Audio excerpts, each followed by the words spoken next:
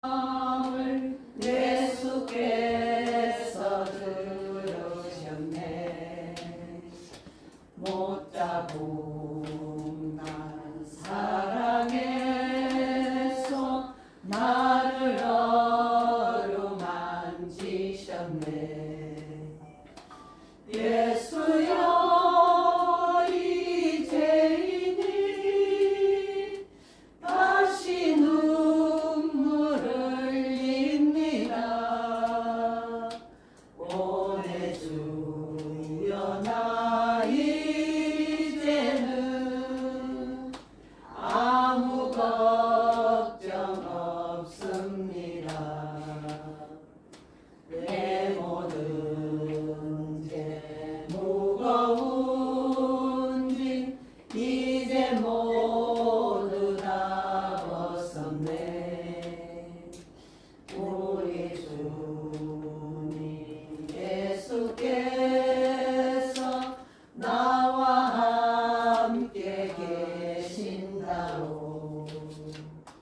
예수여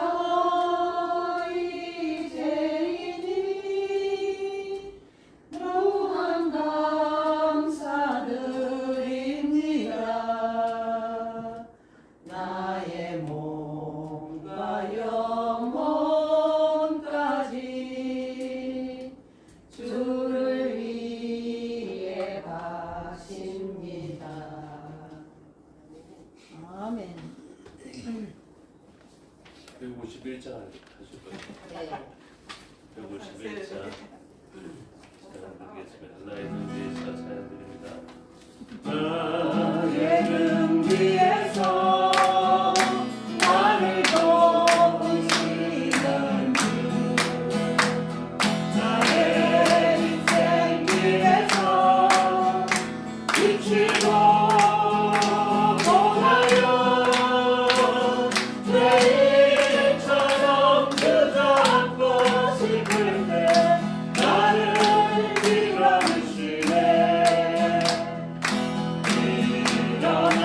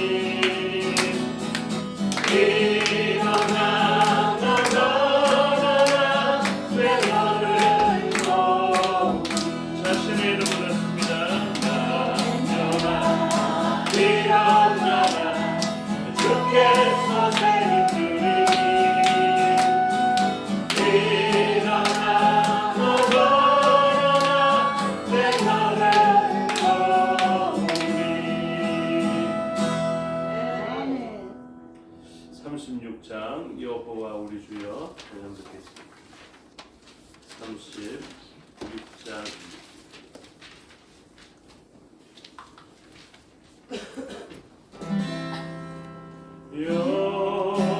여호와 우리 주여 주의 이름이 온 땅에 너희들이 아름다운지요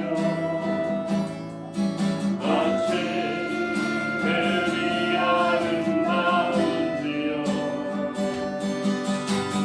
여호와 우리 주여 주의 이름이 온 땅에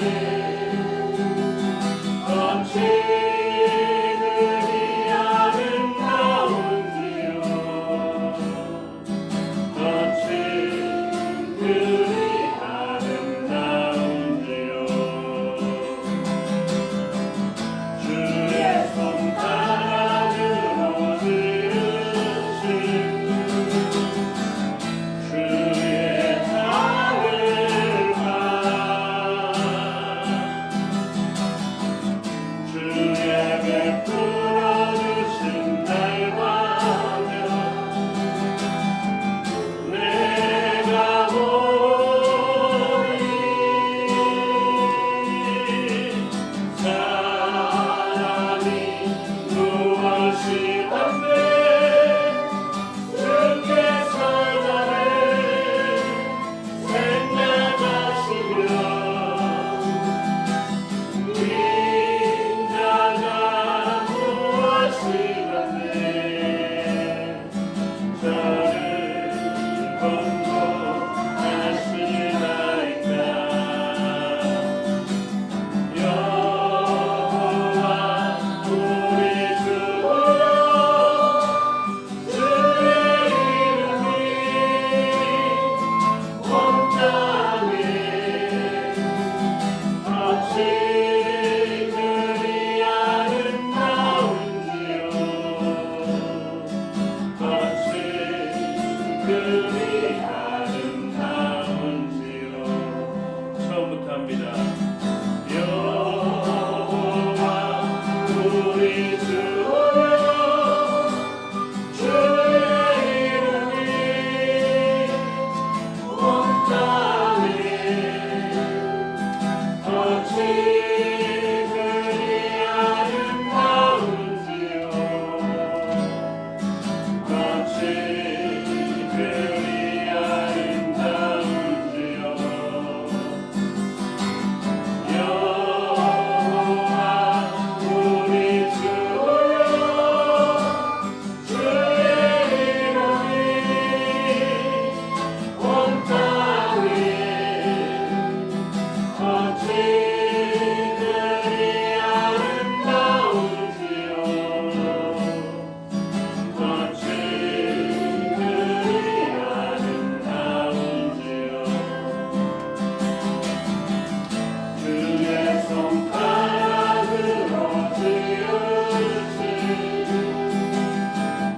주의 하늘과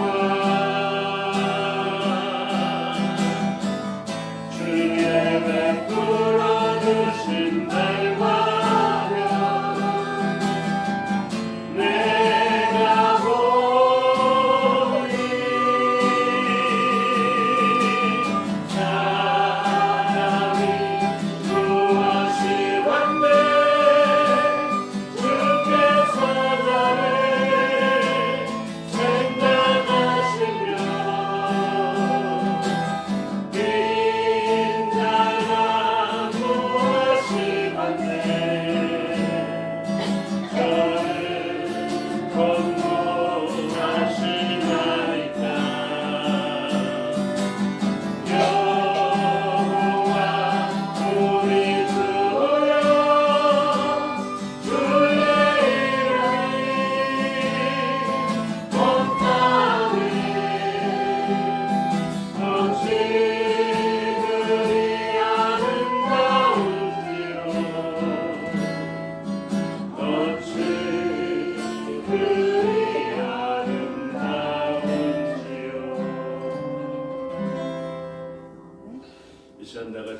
주의 이름을 생각하며 기도하면 좋겠습니다.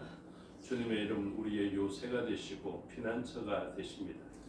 주의 이름 죄로부터 구원받을 수 있다. 죄로부터 요새가 되고 죄로부터 피난처가 된다라는 그 이름을 주시지 아니하셨다면 우리는 이 땅에서 죄의 공격을 받아 죽을 수밖에 없을 것입니다.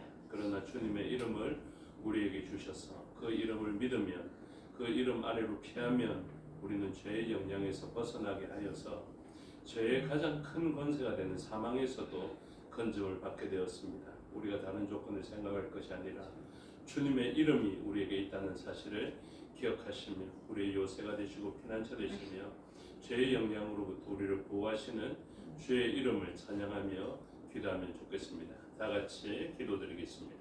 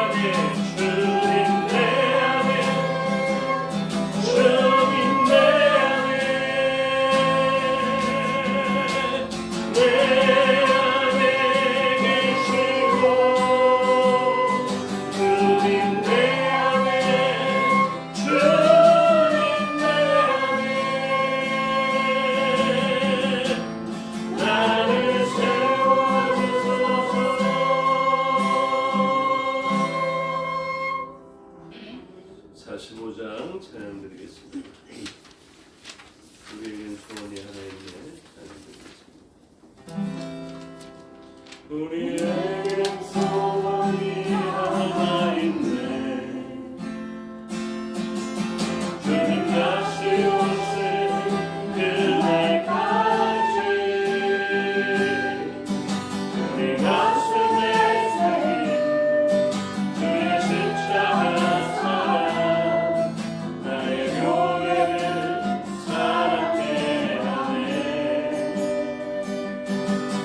주의 교회를 향한 우리 마음 희생과 포기와 가난과 고난 하물며 죽음조차 우리 막을 수 없네. 우리 교회는 이 땅의 희망. 교회를 교회에게 예배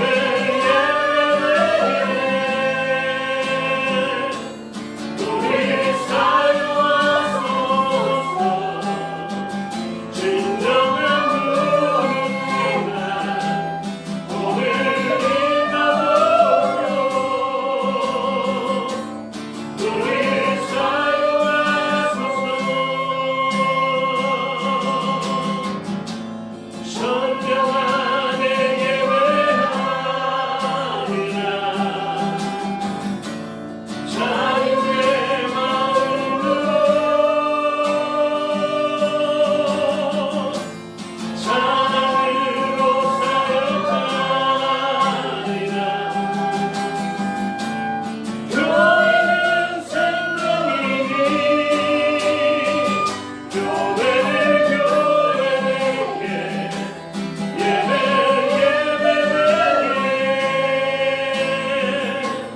우리 사용하소서. 진정한 은혜가 오늘 임하도록 우리 사용하소서. 우리에겐 소원이 하나 있네. 주님 다시 오실 그날까지 우리 가슴에 새긴 그의 십자가 사랑 나의 교회를 사랑해 하네. 주의 교회를 향한 우리 마음 희생과 포기와 가난과 고난 하물며 죽음조차 우리 막을 수 없네. 우리 교회는 이 땅의 희망. 교회를 교회에게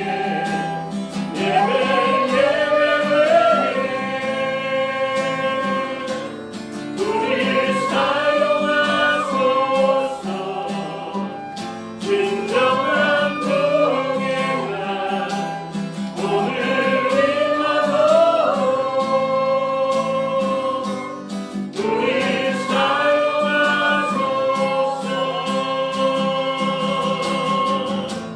선명하게 예배하리라.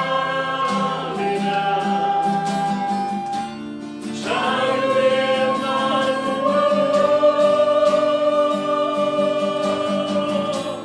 사랑으로 사역하리라. 교회는 생명이니 교회를 교회에게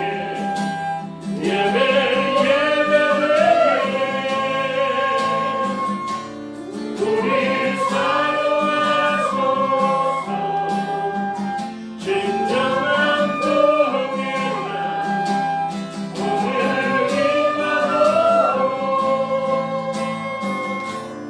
우리 사용하소서.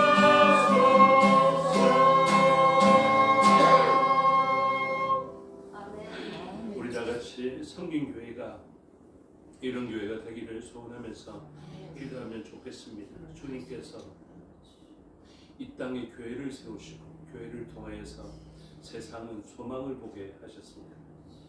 우리가 주님을 보고 소망을 가지게 되듯이 이제 세상은 우리를 보고 소망을 가져야 됩니다.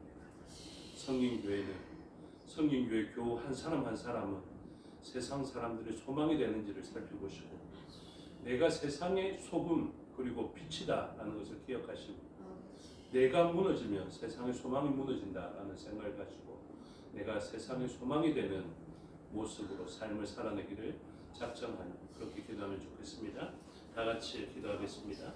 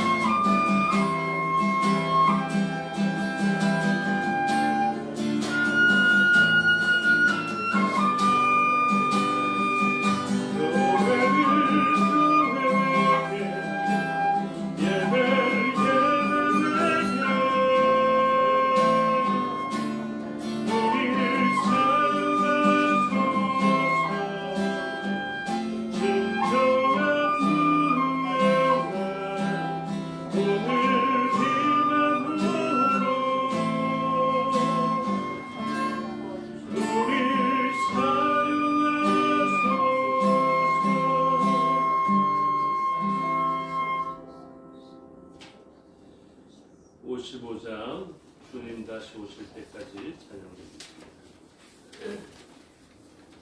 우리 찬양을 주님 다시 오실 때까지 감당하기로 결단하며 찬양하면 좋겠습니다. 55장입니다. 주님 다시 오실 때까지 나는 이 길을 가리라.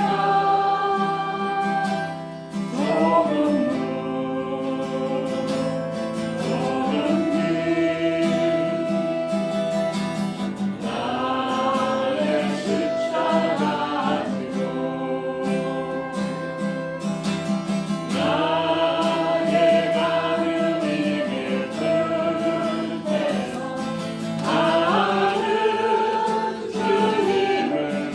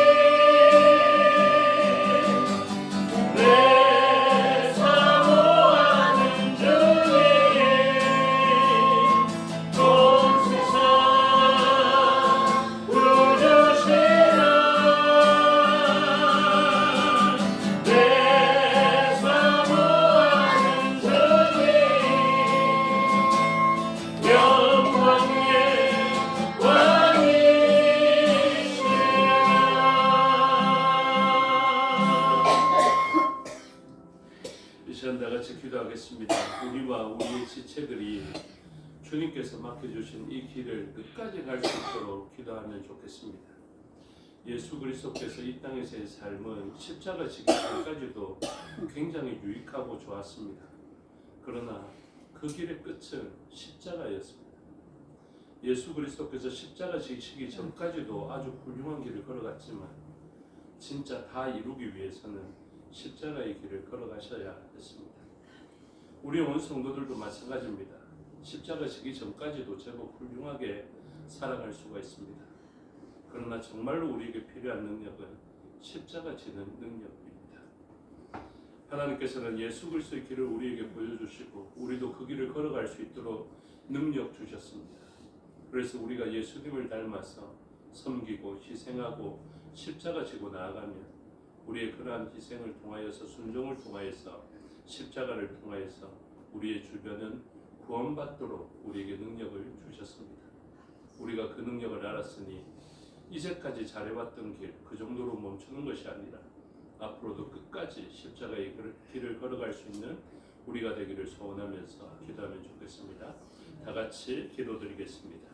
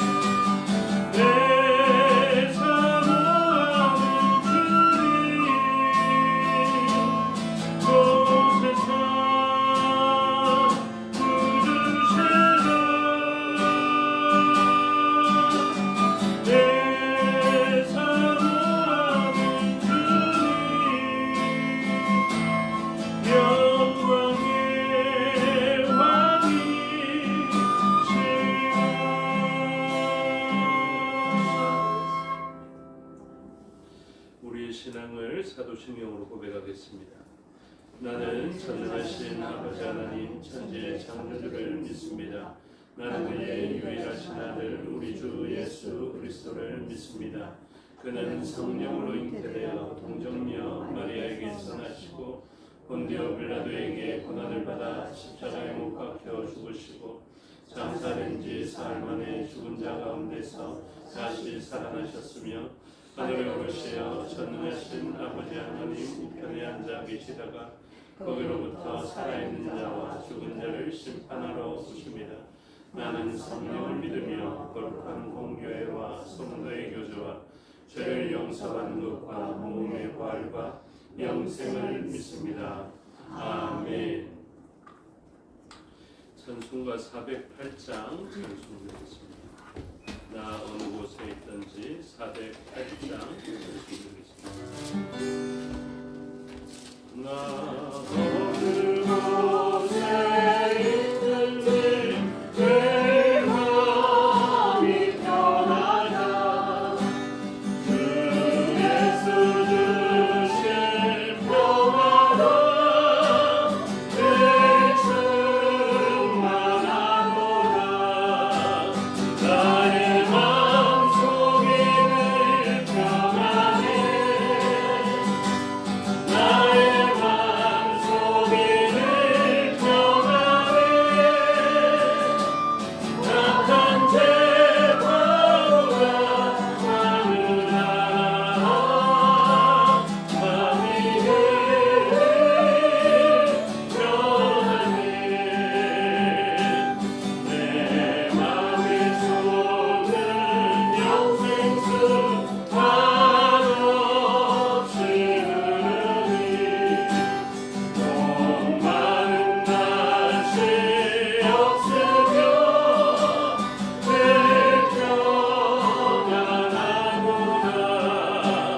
나의 마음속이 늘 평안해. 나의 마음속이 늘 평안해. 낙한 대바보가 많으나 마음이 늘 평안해. 참되신 주의 사랑을 영원치 못하네. 그 사랑 내 맘 여시고 소망을 주셨네. 나의 마음속이 늘 평안해. 나의 마음속이 늘 평안해. 낙한 대바보가 많으나 마음이 늘 평안해.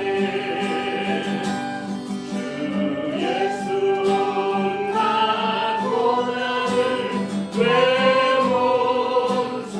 몸소랑했나. 주 함께 고난 받으며 멸류가 높겠네. 나의 마음속이 늘 평안해. 나의 마음속이 늘 평안해. 낙한 대바보가 많으나 마음이 늘 평안해. 이 시간 다 같이 예배를 위해서 통성으로 기도하시겠습니다. 말씀을 듣는 우리의 신령과 전하는 저를 위해서 기도해 주시고 각처에 흩어져 있는 우리의 지체들을 위해서 기도해 주시고 이 나라의 민족을 위하여 믿음의 북녘땅을 위하여 또 선교주와 선교사를 위해서 기도해 주시기 바랍니다.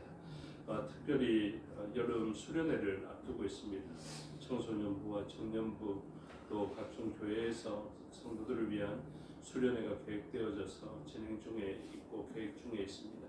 이 일정들을 통하여서 신앙의 성숙을 가져오고 또 만물의 회복을 위한 주의 군사로서 준비되어지는 그런 시간이 되게 해달라고 함께 기도해 주시면 좋겠습니다. 다 같이 통성으로 기도하시겠습니다.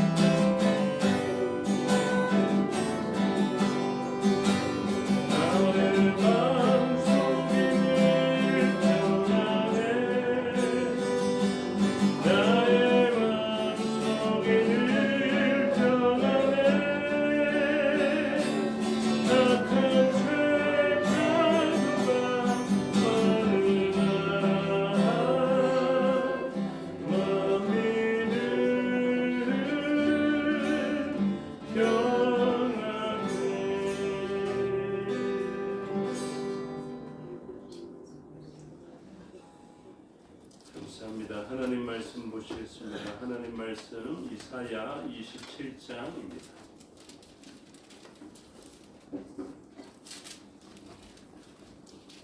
구약 성경 이사야 27장 전체 내용을 교독하겠습니다. 그날에 여호와께서 그의 견고하고 크고 강한 칼로 날된 뱀 리워야단 곧 꼬불꼬불한 뱀 리워야단을 벌하시며 바다에 있는 용을 죽이시리라. 그날에 너희는 아름다운 포도원을 두고 노래를 부를지어다. 나 여호와는 포도원 지기가 되며 때때로 물을 주며 밤낮으로 간수하여 아무든지 이를 해치지 못하게 하리로다.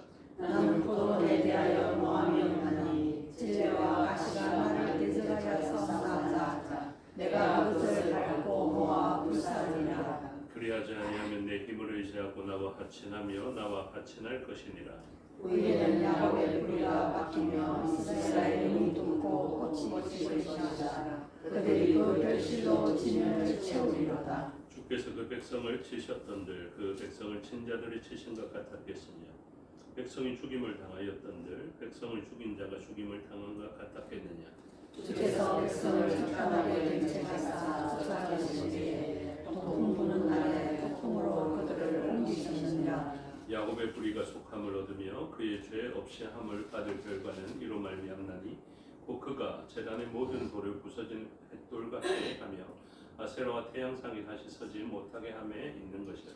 그래서 견고한 성읍은 장막하고 거처가 장무하며 어린아가 야매와 같은즉 송아지가 그지에서 먹고 거기에 누우며 그 나무 가지를 먹어 없이 하리라. 가지가 마르면 꺾이나니 여인들이 와서 그것을 불사를 것이라. 백성이 지각이 없으므로 그들을 지으시니까 불쌍히 여기지 아니하시며 그들을 조성하시니까 은혜를 베풀지 아니하시리라.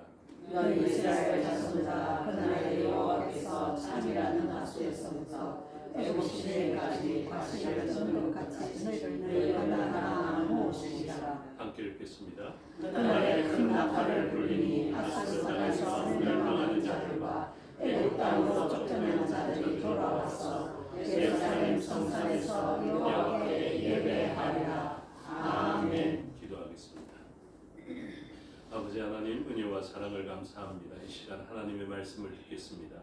성령 하나님께서 가르쳐 주시고 마음에 새겨 주시옵소서. 종에게 능력 베푸사 하나님 말씀과 뜻을 온전히 드러내게 하여 주시옵소서. 감사드리며 예수 그리스도 이름으로 기도드리옵나이다. 아멘. 오늘 본문 이사야 27장의 내용을 살펴보게 됩니다. 24장부터 27장까지는 열방 온 족속에 대한 하나님의 묵시 이렇게 말씀을 드렸습니다. 그래서 요한계시록 신약의 요한계시록과 구약의 묵시록이 되는 이사야의 내용과 굉장히 많이 유사합니다. 그래서 이사야 27장의 최종적인 묵시의 완성을 이야기하는 묵시의 마지막 장에서 무엇을 이야기하냐면 악한 권세의 최종적인 심판을 이야기하고 있습니다. 그 심판은 멸망적 심판이죠. 그래서 심판을 하여서 선한 이는 선한 데 보내고 악한 이는 악한 데로 떨어지게 되겠지만 보통 우리가 심판 이러면은 긍정적인 의미 구원의 심판으로는 잘 이해하지 못하고 조금 부정적인 징계로서의 심판을 잘 이해하는데 조금 차이는 있겠지만 보통 악한 것에 대한 심판 이 정도로 이야기하면 좋겠습니다. 그래서 누가 등장합니까? 최종적인 심판을 받을 징계의 심판을 받을 존재는 리워야단입니다. 그래서 욥기에서도 여러 모습으로도 나타나 있지만 옛뱀 그리고 용 그리고 리워야단 이런 표현들은 다 이제 사탄에 대한 그런 표현들입니다. 그래서 징계가 우리가 이사야서를 봐도 마찬가지고 요한계시록을 봐도 마찬가지인데요. 징계가 사실은 여러 단계가 있습니다. 조금 국소적인 면에 그리고 부분적인 면에 징계가 있고 그 다음에 열방을 돌아오게 만들려는 그런 징계가 있고 그리고 열방 중에 돌아오지 못하는 완전히 악한 권세에 속한 세력에 대해서 완전한 징계로서의 재앙이 있게 되는 것을 보게 되고 요한계시록에서 인재앙 그리고 나팔재앙 그리고 대접재앙 이렇게 점진적으로 확장되어지는 것처럼 심판이 그렇습니다. 처음에는 하나님의 백성을 돌아오게 만들기 위한 그런 징계였다가 그 다음에 출애굽과 같이 애굽 사람들에게도 하나님의 능력을 선포하고 선언적인 그런 재앙이 있고, 그리고 그런 재앙을 보면서 사람들이 돌아오면 괜찮은데 돌아오지 못하는 경우가 많죠. 그래서 이 최종적인 심판을 앞두고 말 안 듣는 백성들과 최종적인 심판 사이에 누가 있냐면 교회가 있습니다. 이걸 잘 아셔야 됩니다. 그래서 요한계시록을 새벽에 묵상하시는 분들은 다 알게 되겠지만, 7인 재앙이 끝나고 7 나팔 재앙이 시작되어져서 진행되어지는데, 6번째 나팔 재앙이 끝나고 난 다음에 6번과 7번째 사이에는 무엇이 있냐면, 이제 6장과 7장의 내용들, 그리고 난 다음에 7장에는 이제 그 인침을 받은 백성들이 있는데, 그 다음에 10장, 11장 이런 표현에는 뭐가 있냐면은 증인의 사명을 감당하는 교회의 역할에 대해서 이야기하고 있습니다. 그래서 두루마리 책을 먹은 사람이 등장하고 두 증인이 등장하게 되는 것이 바로 요한계시록의 표현이죠. 그래서 이 완악하고 완고하고 6번째 나팔 재앙까지 그렇게 하나님의 능력을 보여줬음에도 불구하고 여전히 말 안 듣고 목이 곧고 패역한 이러한 사람들이 있는 가운데 누구를 세우느냐면 그 사도 요한에게 이 두루마리 책, 곧 작은 책을 받아 먹으라 이렇게 이야기를 합니다. 그래서 그것을 받아 먹었을 때 어떻게 됩니까? 너의 입에는 달았으나 너의 배에서는 쓰게 될 것이다 이렇게 이야기하면서 어느 본문과 동일하게 나아가냐 하면 바로 에스겔서의 본문과 동일하게 나아가는 것이죠. 그래서 에스겔서 2장 8절에서의 본문 이후로 이 두루마리 책을 먹게 되는 경우를 같이 보여주고 있는데, 그래서 요한계시록은 단독적으로 해석하는 것이 아닙니다. 에스겔서, 다니엘서, 이사야서 이런 본문들과 같이 해석해야 합니다. 그래서 이 책을 받아 먹었는데 하나님의 뜻을 아는 것은 굉장히 즐거운 일이었지만 이 일을 실천해내기가 굉장히 괴로웠던 것이죠. 그래서 에스겔도 마찬가지였습니다. 하나님의 말씀을 받아서 기쁘게 받았는데, 먹으니까 꿀같이 단 말씀을 받아 먹었는데 막상 그 안의 내용은 무엇이냐면 저주, 그리고 그들의 재앙 이런 내용들이 있게 되는 것이죠. 그래서 애곡하는 내용들이 굉장히 많았던 것입니다. 그러니 이 받아먹은 책의 내용을 가지고 증인된 사명을 감당하며 말씀을 드러내보면 사람들의 반응은 어떻습니까? 더욱더 완고하고 패역한 것 같거든요. 그런데 하나님은 아무리 그 사람들이 완악하고 완고하고 안 바뀌는 것 같지만은 너는 말씀을 증거하라 이렇게 이야기를 합니다.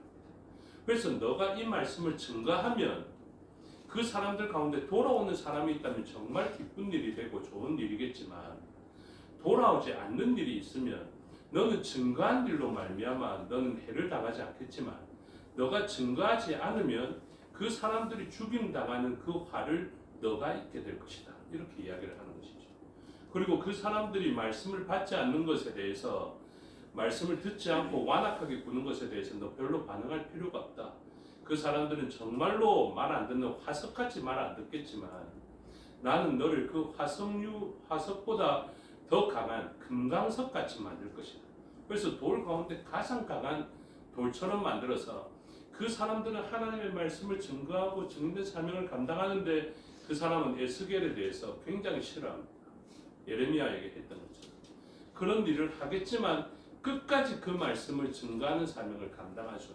그게 누구의 사명이냐면 저와 여러분과 같은 오늘날 교회의 사명입니다.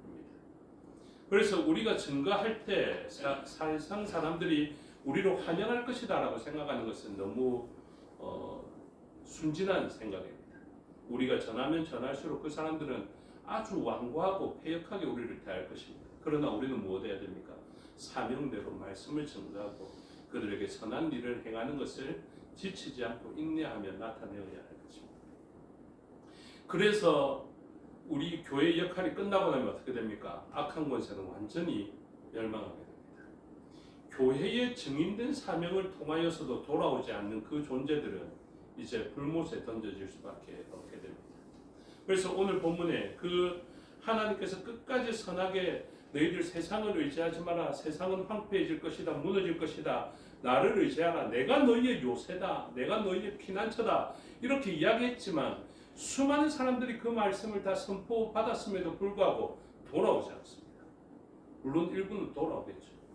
그래서 하나님은 하나님의 백성들은 보호하시고 그 다음에 이방인 가운데서도 돌아오는 사람들은 하나님이 피난처 되어 주시며 돌아오지 않는 완전히 악한 권세에 속한 그 무리들에 대해서는 심판하신다라는 것을 오늘 본문 이사야의 그 소묵시록의 마지막 장에서 언급하고 있는 것입니다. 그래서 오늘 본문을 보시면 리워야단에 대한 심판이 있게 됩니다. 1절에 보시면 그날에 여호와께서 그의 견고하고 크고 강한 칼로 날린 뱀 리워야단, 그 꼬불꼬불한 뱀 리워야단을 벌하시며 바다에 있는 용을 죽이시리라. 이렇게 되죠. 그래서 끝납니다. 그래서 리워야단을 벌하시게 되는 것이죠. 그래서 누가 또 참고로 이야기하는데 기독교인 가운데는 용을 좀 안 좋아합니다. 젊은 친구들은 용을 굉장히 좋아하고 뭐 요즘 영화 가운데 그 드래곤 길들이기 이런 게 있거든요. 그래서 용을 굉장히 좋아하는데 기독교적인 이름이나 용어로는 용을 잘 쓰지 않습니다. 그래서 대한민국에도 뭐 순용에 대한 우리말 미르 이런 게 있죠. 미르 이런 게 있는데 잘 쓰지 않는 것이 제가 볼 때도 좋을 것 같아요. 이름이 가지고 있는 능력이 있기 때문에. 그래서 뭐 용자 들어간 신학자들도 많고 신앙의 선진들도 많지만 가급적이면 용자 들어간 이름은 잘 안 씁니다. 그렇죠? 왜냐하면 이 뱀과 용에 관련된 심판이 이야기되어서 있기 때문에 그렇습니다. 그래서 이 장면은 요한계시록에도 나타납니다. 12장 요한계시록 12장 3절에 보면 하늘에 또 다른 이적이 보이니 보라 한 큰 붉은 용이 있어 머리가 7이요 뿔이 10이라 그 여러 머리에 7 왕관이 있는데 이렇게 되어져 있습니다. 그래서 결국 이 용들은 악한 세력은 징계당하는 영원한 심판에 떨어지게 될 것을 이야기하고 있습니다. 그리고 이 요한계시록과 관련되어진 것이 굉장히 많은데 저는 요한계시록에 14만 4천의 그 명단을 이야기하면서 일부 들으신 분이 계실 것인데 그때 제가 명단을 이야기하면서 단 지파의 누락과 그리고 에브라임 지파가 거명되지 않는 것에 대해서 연구가 더 필요하다 이런 말씀을 드리면서 연구가 되는 대로 말씀을 드리겠다 했는데요. 이 이사야 본문을 잘 보면 다음 회차에 나오겠지만 에브라임이라는 이 용어를 써서 하나님의 백성이었지만 정말로 완고하게 돌아오지 않는 지파 이렇게 이야기하고 있습니다. 물론 북이스라엘을 이야기하면서 에브라임 지파 이렇게 이야기하기도 하지만 어쨌든 이 에브라임이라는 용어가 요한계시록에 사용되지 않았던 이유는 바로 이 이사야적 배경을 가지고 있는 것 같아요.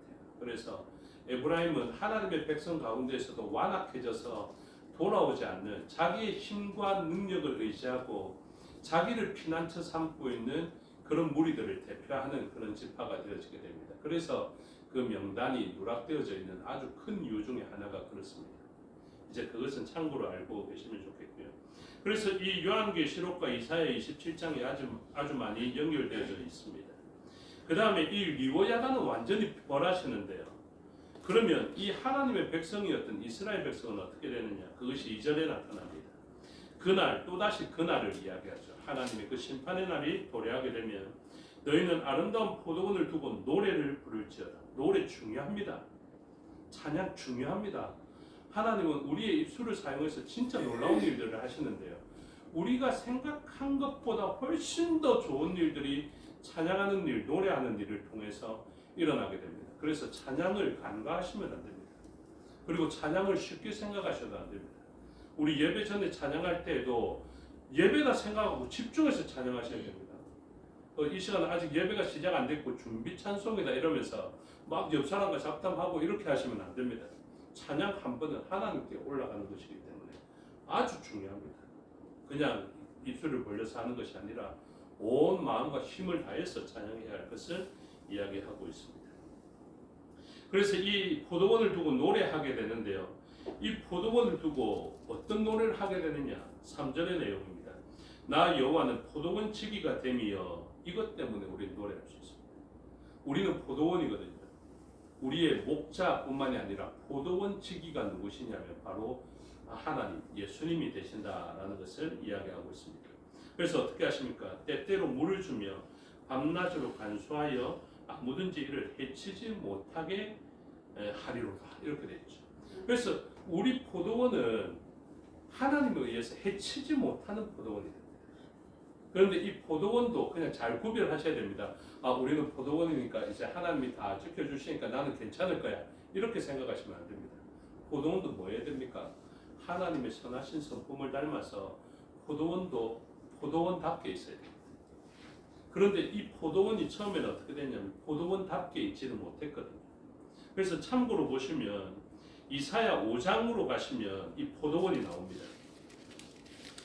이사야 5장의 포도원과 27장의 포도원은 같은 포도원이지만 하나님께서 하시는 대우가 달라요. 저는 여러분이 27장의 포도원이 되기를 주님의 이름으로 축복합니다. 여러분 27장의 포도원이 되셔야 돼요. 여러분들이 포도원인 것은 분명합니다. 그런데 5장의 포도원이 될 때가 있고요. 27장의 포도원이 될 수가 있습니다. 5장의 포도원은 어떠했느냐? 그때도 포도원 지기가 하나님이신데요. 5장 4절에 내가 내 포도원을 위하여 행한 것 외에 무엇을 더할 것이 있으랴? 내가 좋은 포도 맺기를 기다렸거늘 들포도를 맺음은 어찌 됨이고. 성도 여러분들은 착한 행실을 하셔야 됩니다. 나는 구원받았고 나는 포도원이다 하면서 행실을 잊어버리면 안 됩니다. 내가 들포도를 맺으면 안 됩니다. 5절에 이제 내가 내 포도원에 어떻게 행할지를 너에게 이르리라. 내가 그 울타리를 걷어 먹힘을 당하게 하며 그 담을 헐어 짓밟히게 할 것이. 제가 저와 여러분의 포도원이 이렇게 되는 것을 보고 있어서 되겠습니까? 안 됩니다. 얼마나 억울한 일입니까? 좋은 포도원이 될 수 있는데 들포도를 맺음으로 짓밟히게 만들고 쫓겨나게 만들어서는 안 됩니다. 그래서 하나님의 말씀을 제가 다 말씀드렸습니다. 이제는 화가 저에게는 없습니다. 저는 다 말씀을 선언했습니다. 5장의 포도원이 될 수 있고 27장의 포도원이 될 수 있는데 27장의 포도원 되기를 소원하셔야 됩니다. 그래서 부탁인데 이건 부탁도 아니고 뭐라고 말할지 모르겠지만 진짜 5장의 포도원이 되면 안 됩니다. 근데 너무 겁이 날 정도로 들포도를 맺어갈 때가 많습니다. 우리의 말하는 것, 행동하는 것, 우리의 탐심이나 세상에 이끌려가는 것 굉장히 두려울 때가 많습니다. 근데 우리가 세상처럼 포도원이 되어서 들포도를 맺으면요, 그 포도원은 어려움을 만나게 됩니다. 4절입니다. 27장 4절로 돌아왔습니다. 포도원에 대하여 노함이 없나니 찔레와 가시가 나를 대적하여 싸운다 하자. 이렇게 되죠. 우리의 포도원에 찔레와 가시가 나고 있습니다. 하나님이 그 좋은 동산에 그렇게 기름지게 만들고 했는데 들포도를 내는 죄를 범하니까 찔레와 가시가 포도원에 있어요. 그런데 27장에서는 하나님이 어떻게 하시겠다는 것입니까? 5장에서는 막 쫓겨가고 그랬거든요. 근데 이제 묵시의 마지막에 왔단 말입니다. 최종적인 승리를 이야기해야 되거든요. 그래서 저는 그냥 그때부터 쭉 승리였으면 좋겠지만 성도들의 삶이 그렇게 순종적이지는 않습니다. 그래서 아직도 완고하고 아직도 말 안 듣고 막 그렇거든요. 근데 최종적으로는 하나님이 어떻게 하십니까? 그 찔레와 가시와 내가 싸우겠다 이렇게 말씀하죠. 우리의 죄의 영향 그것과 싸워주시겠다. 우리가 돌아왔는데 에덴 동산에 돌아왔더니 좋을 것이다 생각했는데 우리가 지은 죄로 말미암아 가시덤불과 엉겅퀴가 난 것과 마찬가지로 찔레와 가시가 우리의 포도원에 있게 되고 우리의 에덴 동산에 있게 됩니다. 그런데 그날에 예수님은 무엇 하시는가? 바로 이 찔레와 가시와 싸워주시겠다 이렇게 이야기하시죠. 진짜 감사하죠. 우리가 이거 제가 하다가 지친 것입니다. 그런데 하나님이 친히 오셔서 싸워주시는 것이죠. 싸운다 하자 내가 그것을 밟고 모아 불사르리라. 이게 우리의 노래의 제목입니다. 주께서 나의 찔레와 가시를 불태워 주십니다. 내가 도저히 거절할 수 없고 이걸 다 버릴 수 없었는데 불태울 수 없었는데 주께서 오셔서 이 죄의 영향을 다 없애 주셨다라는 것입니다. 그래서 5절에 보면 그리하지 아니하면 내 힘을 의지하고 나와 하친하며 나와 하친할 것이니라. 그러니까 오직 주님과 우리는 하친할 생각을 해야 합니다. 그래서 6절에 보니까 후일에는 이렇게 표현하죠. 예전에는 힘들었던 5장에 힘들었던 포도원이었지만 후일에는 야곱의 뿌리가 박히며 이스라엘의 우미 돋고 꽃이 필 것이라. 그들이 그 결실로 지면을 채우리로다. 그래서 저와 여러분의 최후는 알고 있습니다. 그 최후에 승리할 것을 저도 알고 있어요. 그런데 저는 무엇을 더 바랍니까? 쭉 승리하게 돼요. 막 이렇게 어렵고 힘들고 찔레와 가시로 지내다가 마지막에 그냥 불태워지고 하나님 구원받는 이런 인생 말고 쭉 복받고 들포도가 아니라 그 하나님의 포도를 많이 맺는 좋은 영향을 맺는 그런 포도원이 되어야 하지 않겠습니까? 그래서 7절에 이렇게 이야기합니다. 주께서 그 백성을 치셨던들 주님께서 치십니다.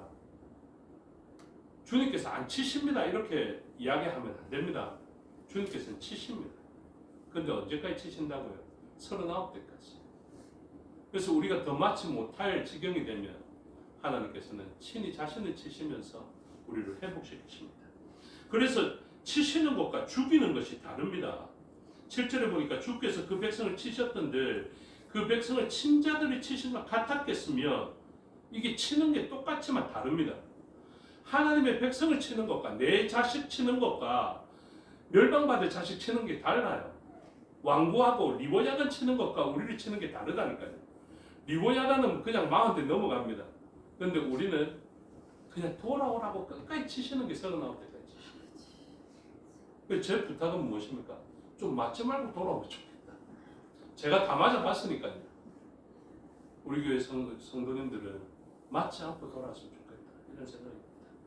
그 다음에 죽여도 다릅니다. 백성이 죽임을 당하였던들 백성을 죽인 자가 죽임을 당한 것 같았겠느냐? 다르다는 것이죠. 똑같은 죽음이라 할지라도 다릅니다. 그래서 우리들은 최종적인 승리가 있어요. 하나님께서 생명책이 기록되어져 있다면 우리는 다르겠지만 하나님께서는 반드시 우리를 살려내기 위하여서 회복시켜가는 과정이 있거든요. 그래서 그 과정에 아픔을 당하지 않고 하나님 말씀 주시면 그대로 순종하는 것이 필요하다라는 것입니다. 그래서 백성을 어떻게 합니까? 8절에 주께서 백성을 적당하게 견책하사 쫓아내실 때 이렇게 이야기합니다. 하나님이 적당하게 견책하십니다. 그러니까 감당할 수 있는 시험을 주시는 것이죠. 그런데 맞은 사람 입장에서는 어떻습니까? 쫓아내실 때에는 동풍 부는 날에 폭풍으로 그들을 옮기셨는데요. 이 동풍도 대단한 바람이거든요. 진멸의 바람이란 말입니다. 근데 어떻게 한다고요? 폭풍으로 옮겨낼 것이다. 우리를 태풍으로 옮겨가게 할 것이다. 여기에 자리를 딱 지키고 하나님 주신 적과 꿀이 흐르는 땅인데요. 하나님 동풍과 폭풍으로 우리를 어떻게 하셨다고요? 확 날려보내 저쪽으로 보내놨다는. 근데 하나님 뭐라고 말씀하실까? 내가 적당하게 견책한 것이다. 이렇게 하시거든요. 이게 너무 우리 입장에서는 서운한데 그러고 난 다음에 주께서 하신 일이 무엇입니까? 9절에 보니까 야곱의 불의가 속함을 얻으며 그의 죄 없이 함을 받을 결과는 이로 말미암나니 곧 그가 그 제단의 모든 돌 부서진 횃돌 같게 하며 아세라와 태양상이 다시 서지 못하게 함에 있는 것이다. 여기 뭐가 중요합니까? 돌이 진짜 중요합니다. 돌이 진짜 중요한데 돌을 어떻게 하신다고요? 횃돌같이 만들게. 그냥 하얀 돌 있잖아요. 푸석푸석한 돌. 완전히 부서지게 만들어버리겠다. 우리는 주님이 돌 되시고 우리도 돌이 되시 제단돌이 되는데 이렇게 부서지면 안 되는데 이렇게 생각하는데 지금 어떤 것입니까? 우리를 바람으로 불어내고 이 돌들을 없애버리는데 이 돌은 무슨 돌입니까? 바알과 아세라의 돌입니다. 우리가 하나님의 제단돌 되어야 되는데 우리가 우상을 섬겨버리니까 이 돌이 아세라와 태양상을 섬기는 돌이 되었던 것이죠. 하나님이 이 제단돌들은 완전히 부숴버립니다. 뭐처럼? 헤롯 성전처럼 돌 위에 돌 하나도 남기지 않고 확 무너뜨리고 성전에서 상을 엎으시는 것 같이 이걸 다 엎으십니다. 왜요? 이 백성들이 지금 없으니까. 여러분 돌이 회석처럼 횃돌같이 부서지려면 그 땅이 어떻게 돼야 되겠습니까? 열상을 입어야 되겠죠. 그 견고하게 지었던 돌이 이 부석부석하게 하려면 그 땅에 있는 사람 다 죽습니다. 그런데 바람 불어서 우리를 저쪽으로 옮겨놓고 하나님은 이 돌을 제거하시고 땅을 제거하시고 그 다음에 뭐 하십니까? 돌아오십니다. 그래서 다음 장에 보면 진짜 우리가 좋아하는 돌이 나오죠. 이 부분만 보고 말씀을 맺을게요. 이 시간이 너무 짧으네요. 이사야 28장으로 보십시오. 28장 16절 보십니다. 16절 다 같이 읽겠습니다. 시작. 그러므로 주 여호와께서 이같이 이르시되 보라 내가 한 돌을 시온에 두어 기초를 삼았노니 곧 시원한 돌이요 귀하고 견고한 기초돌이라 그것을 믿는 이는 다급하게 되지 아니하리로다. 아멘. 저는 이 한 돌이 믿어서 다급하게 되지 않는 돌이 예수 그리스도이신 것을 믿습니다. 그래서 이 돌이 다시 세워진다. 그래서 앞에 있던 우상을 섬겼던 돌을 싹 태워서 없애버리고 새로운 기초돌이 딱 등장합니다. 헤롯 성전은 싹 돌 위에 돌아 남기지 않고 3일 만에 일어나시는 예수 그리스도가 성전이 되어주시는 성전의 기초돌로서 서게 됩니다. 그리고 우리를 다시 불러 모아서 성전돌, 제단돌이 되게 하십니다. 그게 마지막 절이죠. 12절, 13절입니다.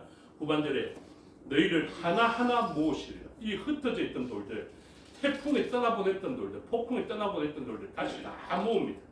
그리고 이 사람들의 특징이 무엇입니까? 13절 그날에 큰 나팔을 불리니 아수르 땅에서 멸망하는 자들과 애굽 땅에서 쫓겨난 자들이 돌아왔어.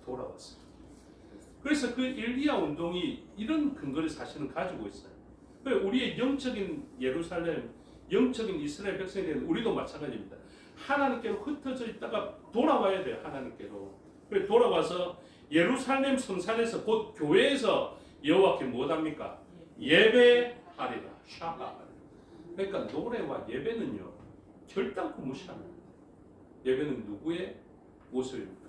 구원받은 백성, 모여진 백성, 새로운 성전돌로서의 모습이다. 라는 것을 이야기합니다. 오늘도 모여진 저와 여러분이 하나님께 예배하는 자리에 우리가 나왔습니다. 이 예배를 통하여서 우상은 무너지고 오직 주님의 기초돌을 통해서 세상을 회복시키는 교회로 든든히 세워지는 저와 여러분이 되시기를 주님의 이름으로 축복합니다.